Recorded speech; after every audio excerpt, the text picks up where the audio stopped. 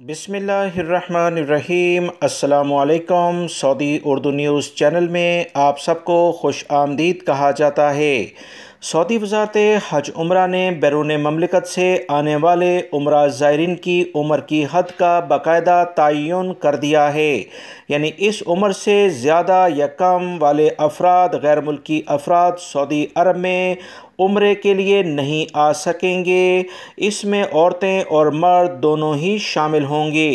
زائرین اپنے ملک میں موجود لائسنس یافتہ ٹریول کمپنیوں کے ذریعے پیکج حاصل کر سکتے ہیں۔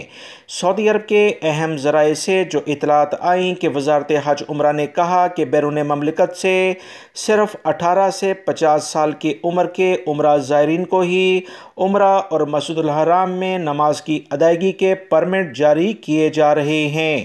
اس بارے میں سعودی وزارت حج عمرہ نے کہا کہ جو لوگ بیرون مملکت سے عمرہ ویزا حاصل کرنا چاہتے ہیں وہ اپنے ملک میں لائسنس یافتہ ٹریول ایجنسی سے رابطہ کریں جو کسی سعودی عرب کمپنی کے ساتھ منسلک ہوگی۔ سعودی وزارت حج عمرہ نے کہا کہ بیرون مملکت سے آنے والوں کے لیے عمرہ اور نماز کے اجازت ناموں کے حوالے سے اعتمرنا اور توکلنا ایپس کی سہولت کا اعلان کیا گیا تھا۔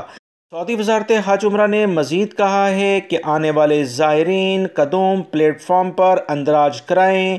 سعودی عرب پہنچنے کے بعد عمرہ زیارت نیز مسجد الحرام اور مسجد نبوی میں نماز کے بھی اجازت نامے انہیں روزانہ کی بنیاد پر جاری کیے جائیں گے۔